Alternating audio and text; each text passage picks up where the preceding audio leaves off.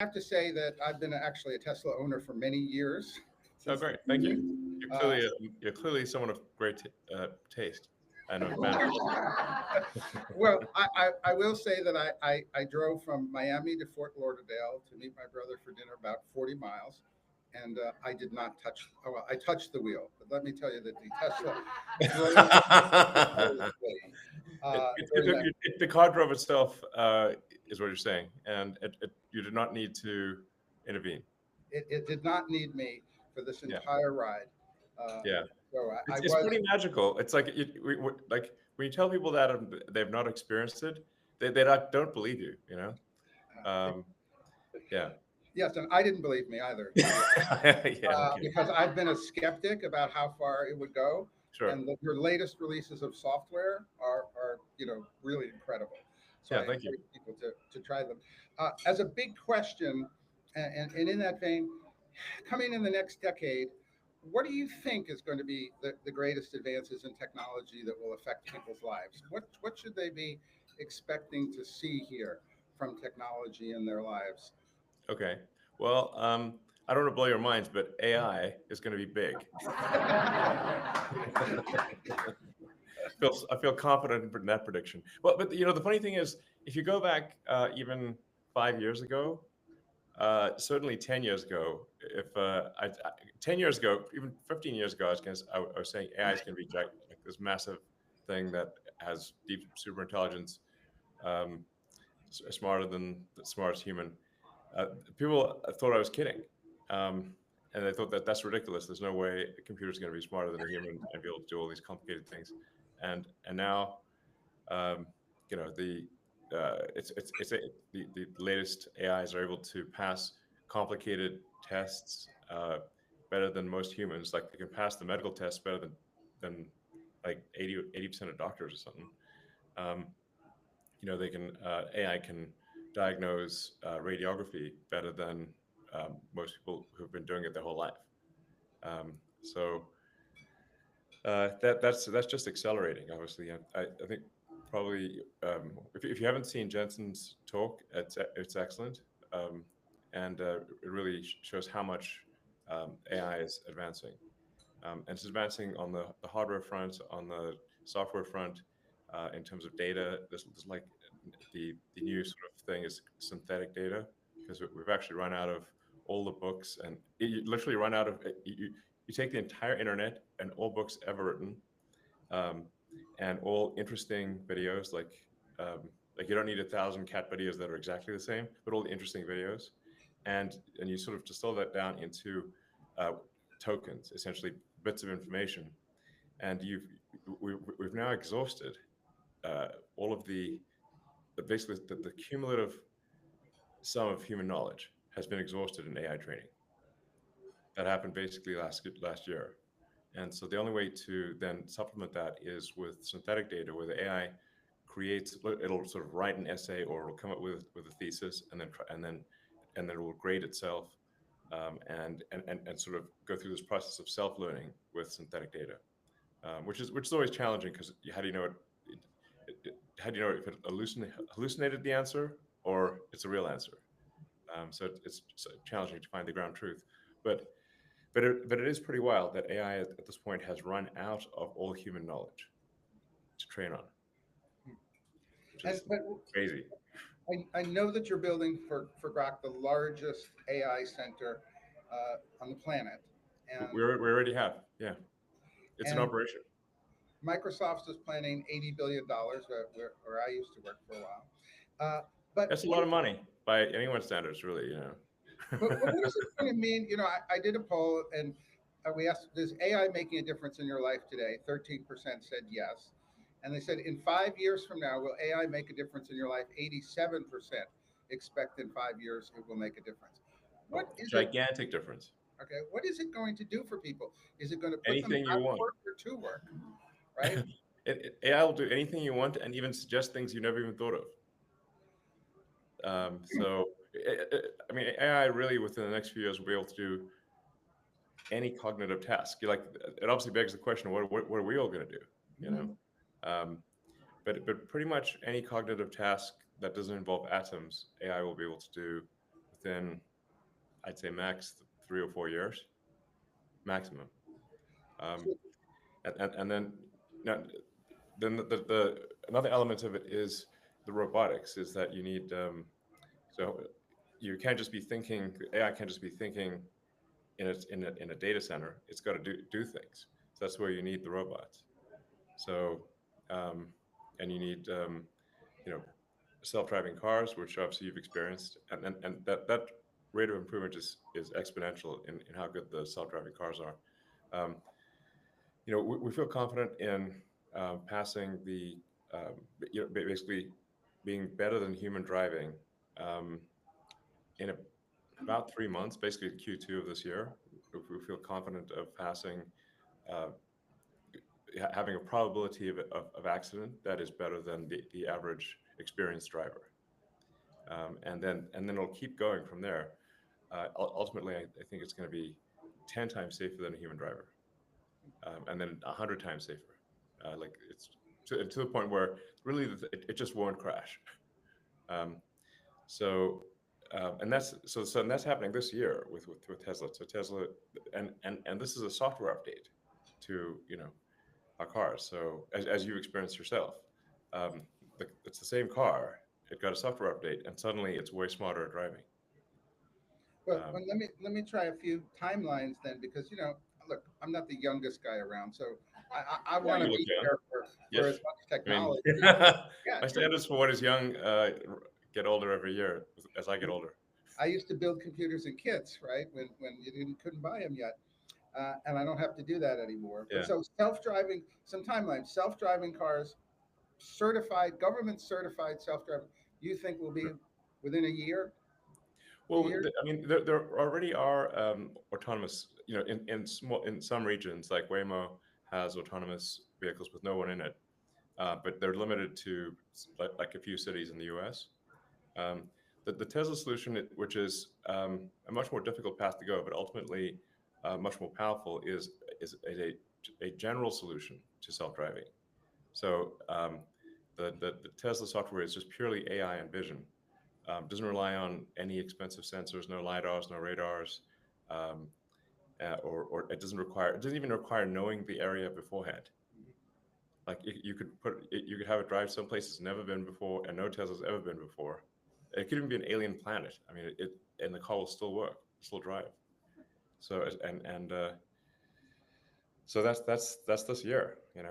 Um, And when can I get a home robot? Okay. right. Well, so that's the other element, is our humanoid robots. So I think probably most people, if not everyone, would like to have their own personal C3PO R2D2, Mhm. and I actually think humanoid robots will be the biggest product ever in history by far. I agree. Uh, yeah, it's just wild because you can just say, well, every human is going to want one most likely, and some will want two, and then there'll be all of industry in terms of providing products and services. So that you have to say, what's the ratio of humanoid robots to humans? My guess is it's at least 3 to 1, 4 to 1, maybe 5 to 1. So we're talking about 20, 30 billion humanoid robots. Um, and the it's not even clear what money means at that point, or if there's any meaningful cap on the economy. I think at that point, assuming that things haven't gone awry, in the good AI scenario, I think we won't have universal basic income. We'll have universal high income.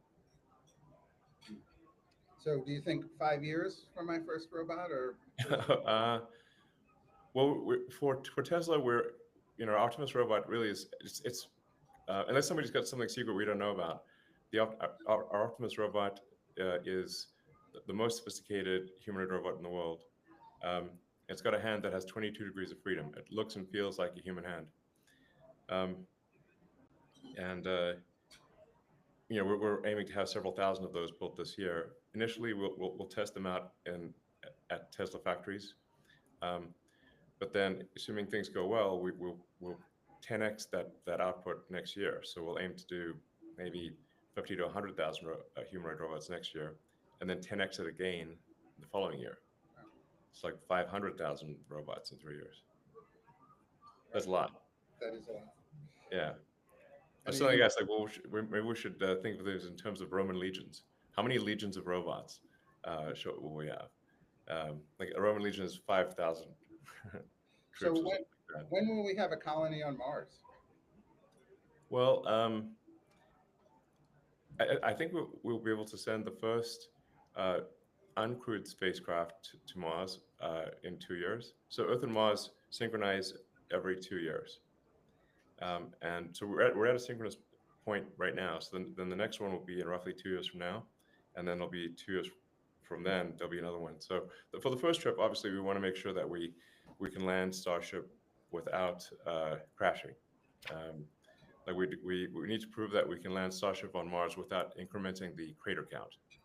Um, and if those land safely, then maybe on the next trip we would send people, and then hopefully that would grow exponentially.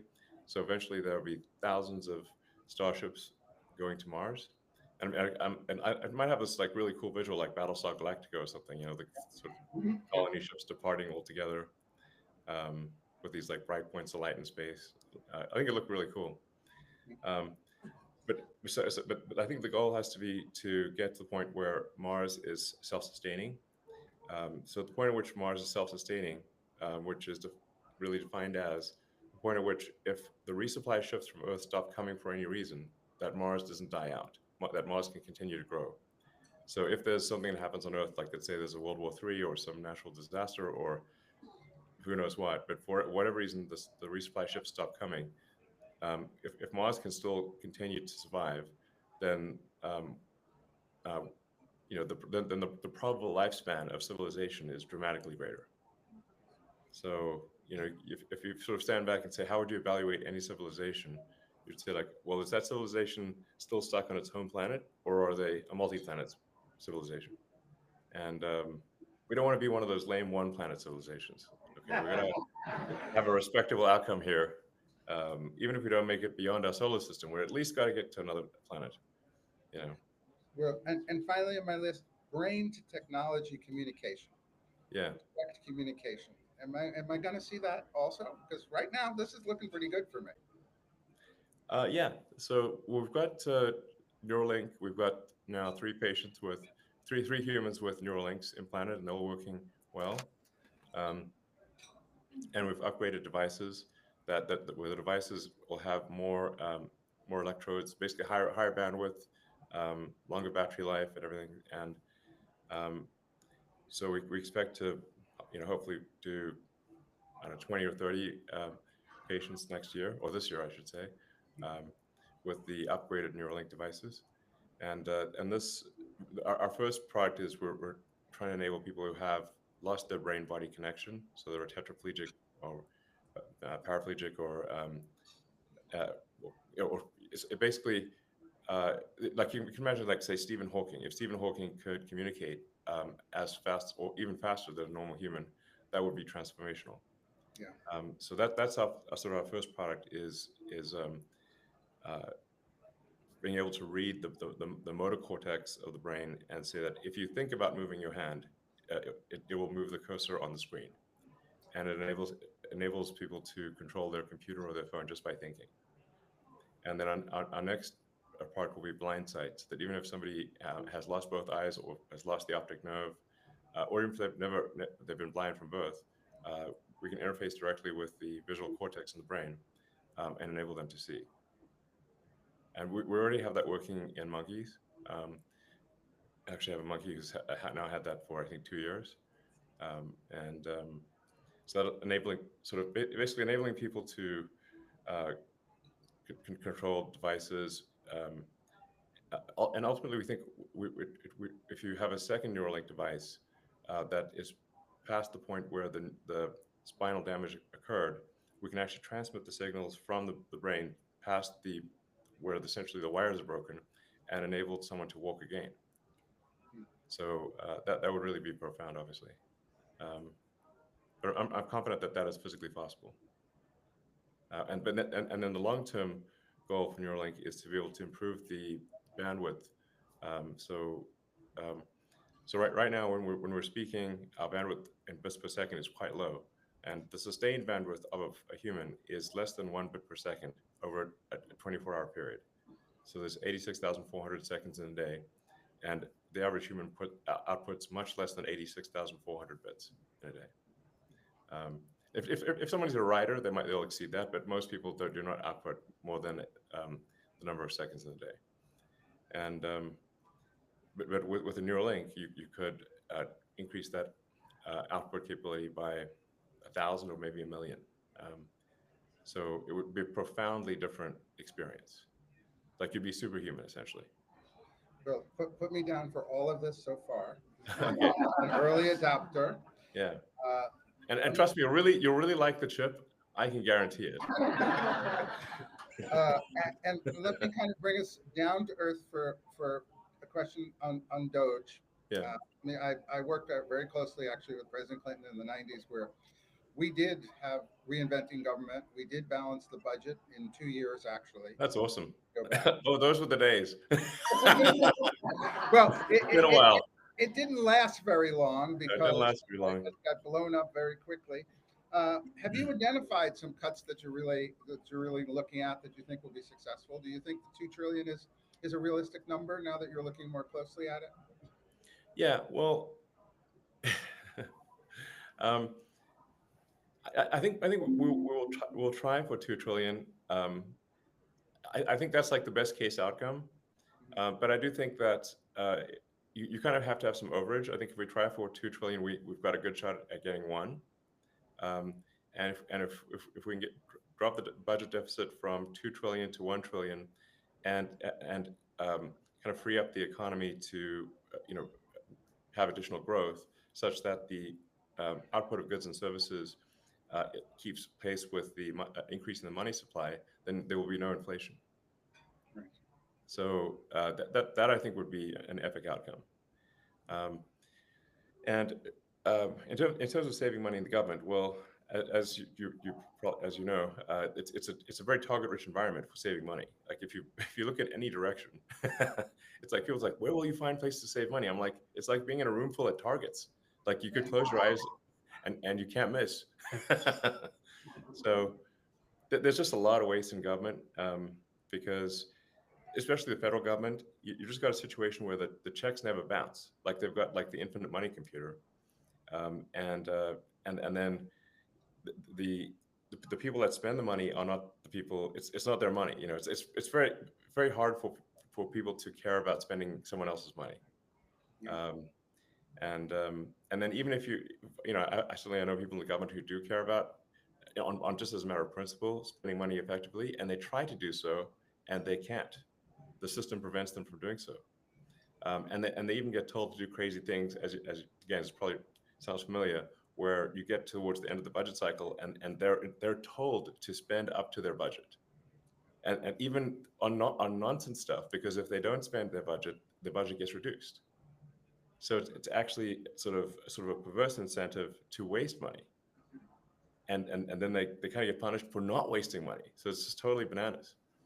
Well, I agree. You will find, I did a mathematical analysis in terms of how government used to do things. So if you take the Brooklyn Bridge or the Lincoln Tunnel and you adjust it for inflation, the infrastructure bill should actually get you 4,000 adjusted Lincoln tunnels, which of course it's not, because government is not Right. as efficient as it used to be.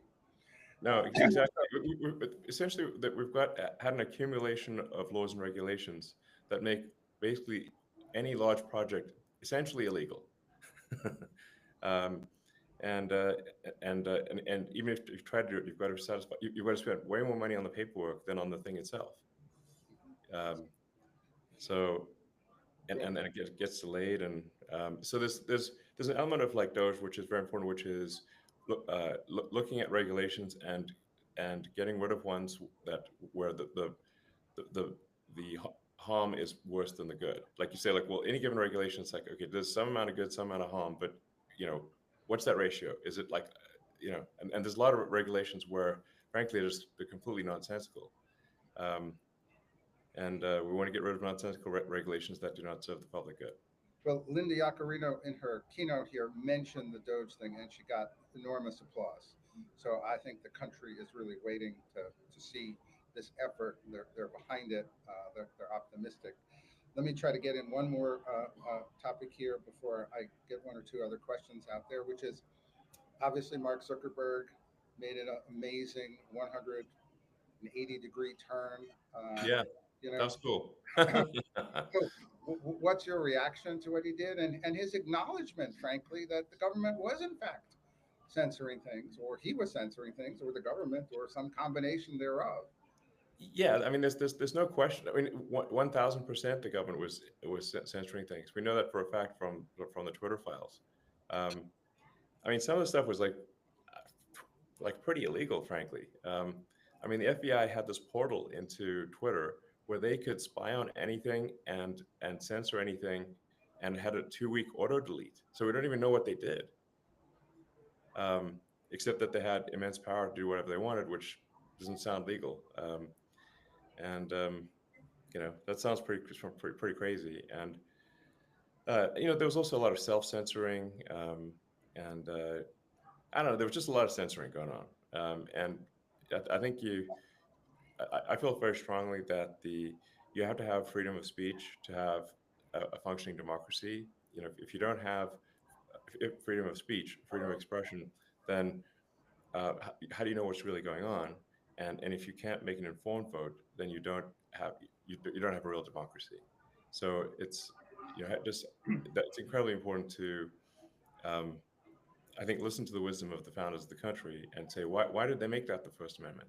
You know, um, and they did it for a reason. Is because they came from places where uh, where there was massive censorship, and the penalties for speaking your mind would be fines, imprisonment, or death. And they're like, we really don't like that. We want that to not be the case in America. So then they, freedom of speech. And So yeah, you just posted, you are the media. Are you citizen journalism? I mean, yeah, really becoming more and more important in this age of media, and you see it with the wildfires here. yeah, exactly. It really takes the citizens to report and tell people Yeah, what's happening.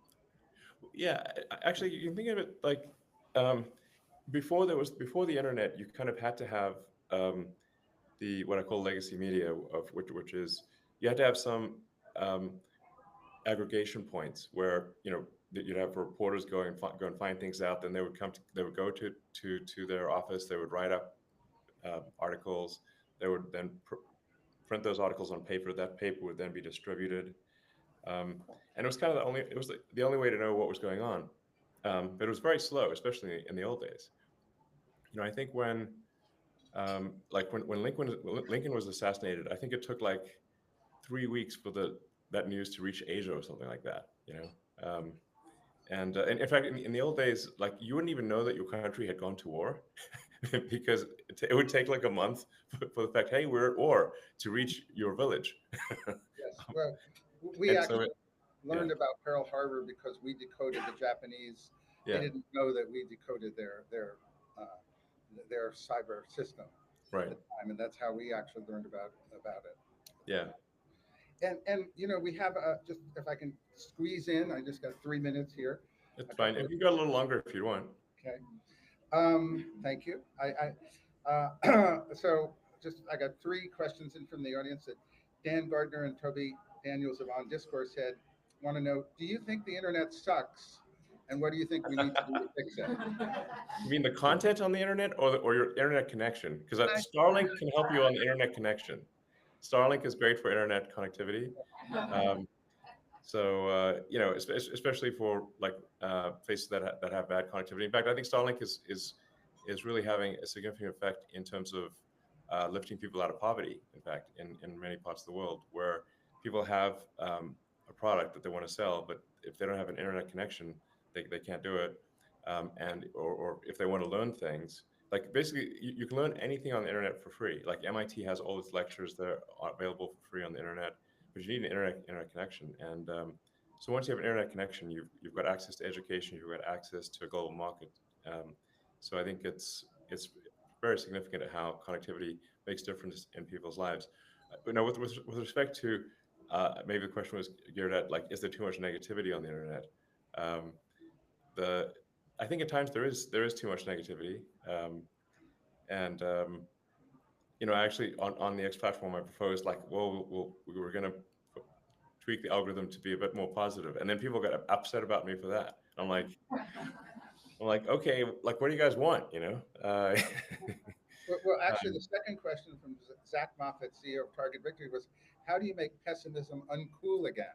So I think it sure. ties to maybe exactly what you're saying, which is that it's become people are afraid. This used to be a can-do nation, Yeah. so always very positive, and Yeah. now the country. When I ask if we're on the right track or the wrong track, they never say that we're on the right track anymore. Okay. There is an Well, inward. hopefully, hopefully with this, you know, I'm actually pretty optimistic about the next 4 or 5 years. I think we're actually gonna. I think we have the potential for a golden age. Um, so we need to. It's very important to get rid of the mountain of regulations that are holding things back. And I don't mean there's some good regulations, but there's just so much that we just can't get anything done. I mean, you take sort of the California wildfires, for example. Um, we really need to have fire breaks, and we need to clear the brush back away from houses, um, and uh, and we need to make sure the reservoirs are full. These are all kind of obvious things, but due to a bunch of environmental rulings, you can't actually do that in California. So they're not allowed to do the fire breaks, and they're not allowed to push the brush back away from houses, because it might hurt some, like, red-legged frog or something like that. It's like some sort of creature that, usually a creature you've never heard of, that is preventing this from occurring. Um, there's like this fish called the smelt, for example, uh, and so we have far more freshwater runoff into the ocean than we should really, and on the theory that it helps this one little fish that likes a slightly briny freshwater saltwater mix, and if we keep more freshwater, then the smelt fish will not be happy. But there's no actual evidence that the smelt fish is going to be unhappy if we keep a bit more fresh water. In fact, um, so we should keep more fresh water, keep the reservoirs full, and just have some sensible fire breaks and move the brush away from houses. That's just an example of, like, we've saved a lot of trouble, a lot of tragedy in LA if we'd done that.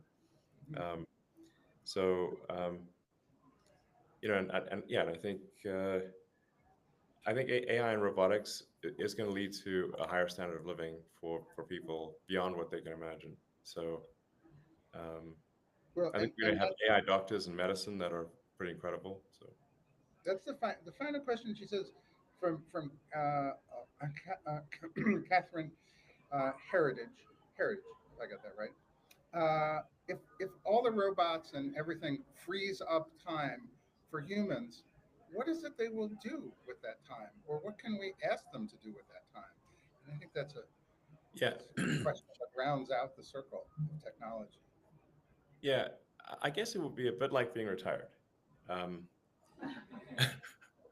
um, I mean, now this will take a few years, but at some point, if as AI and robotics get better, eventually AI will be able to do everything that humans can do. So any task you do will be optional, like it'll be like a hobby, or you know.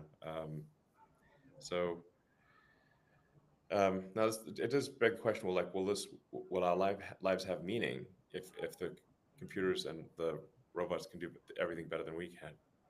And That is that is a real question. I do wonder about that myself, and that's why we need the Neuralink, so we can enhance human capabilities, so we can keep up with the machine. Um, yeah, Well, I just want to thank you for, well, this obviously incredibly optimistic view about technology and where it's going. I feel reassured that the kind of leaps that are going to be made, particularly what you're working on, are just incredible in the next few years, not decades away, but right. you Really, really very you close. really talked in terms of years Yeah, consistently, and I'm very thankful for that. And I think that that's absolutely tremendous message here at the where we are in Las Vegas, kind of studying what technology is going to be available to people. And really, again, thank you for the tremendous role in opening up free speech, and for the role that X and Linda is playing in terms of that. I know that we're working to get full recognition by everyone of the platform as it should be, because free speech is I think the proper way to go.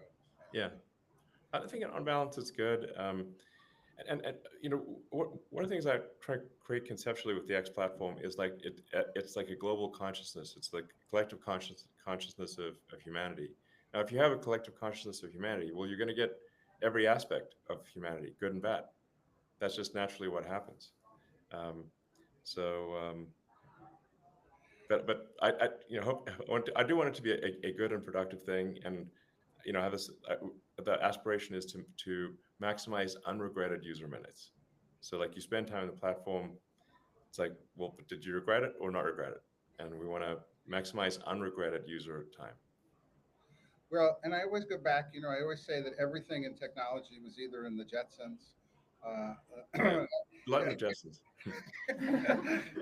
It's either in Star Trek or the Jetsons, more Yeah, or less, right? And but the one thing that was never predicted in any book that I could find is social media.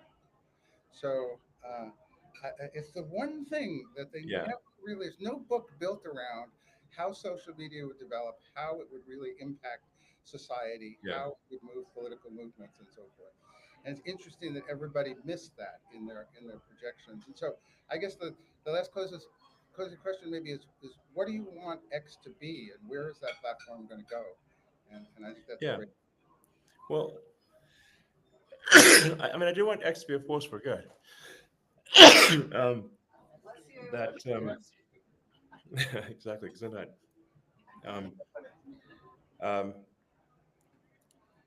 so I do want X to be a force for good, and I do view it as sort of like the group mind of humanity, and we want to have a sort of a healthy, happy, and sane group mind versus the opposite. Um, and I mean, or yeah. So and I want it to be just like the best source of truth. Like, if you're trying to understand what's going on in the world, that it has the most accurate, um, the most up to date information about anything large or small. Um, so so it gives you the best understanding of what's going on in the world. Anywhere, anytime. Um, yeah. Terrific. Thank you. Any closing thought you want to leave us with? Otherwise, I want to thank you for being so generous with your time. You're welcome. I think I would encourage people to be optimistic about the future. I think it is much more likely to be good than bad. So that's my prediction. Thank you.